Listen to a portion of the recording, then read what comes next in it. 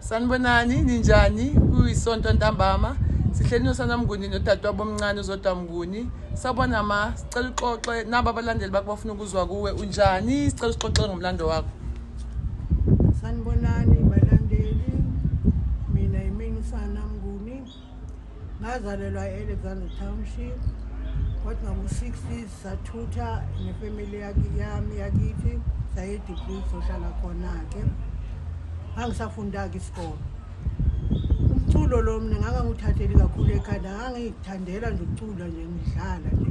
Naku sengicula ehlathini elilangani kukhona abanye abazotheza bama-artist mhlawumbe bangizwa bangirecruiter-ke ngayocula nabo sayocula e-Truton Studio. Aphuma-ke ku-Truton ngaya kaNzimande yaba yintombi zesimanje manje.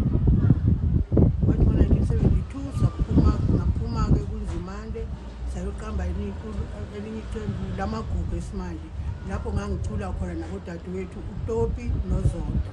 uZodwa lola eduze kwami. uTopi kumntakamama-ke wasiya ngo-2022. Emculweni lapho ngacula-ke kwaze kwaba u-82 or 83 lapho-ke. Wathi ngo-85 ngashonelwa umyeni wami kwakuyena owayephethe iy'ndaba zami zomculo.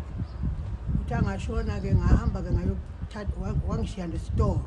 Ngahamba-ke ngaya kuleso store igugu lethu trading store esemfulo South ngayosebenza khona. Yilapho-ke ngase ngiyekile iy'ndaba zomculo-ke. Emva kwaloko-ke ngase ngiyapenshina ngo-2001 ngahlala ekhaya la eZondi. Sengihleli-ke manje ngikhulisa iy'ngane nabazukulu. Abanye abazukulu bami sebayasebenza. Nazi-ke ukuthi kukhona lo mgulo lo uphatha abantu abadala oshukela nabo-high blood. Nami-ke bangihlasele ngilwa nabo ngikhulu manje. So ngiyabonga-ke ngisaphila. Okay, ngiyabonga. Sawubona Zodwa. Yebo njalo siyaphila. Mamehlelina kadadewethu kaSanamnguni. uSanamnguni usaphila. Umuntu owasishiya nje uTopi Mnguni. Njengoba seshiwe ingxoxo yakhe ukuthi waqalaphi wasukaphi. Sesisele sobabili-ke manje-ke sithathisise kumpenshini. Kodwa amavoice awafani, amavoice asaphila, uguge nje umzimba, amavoice asakhona.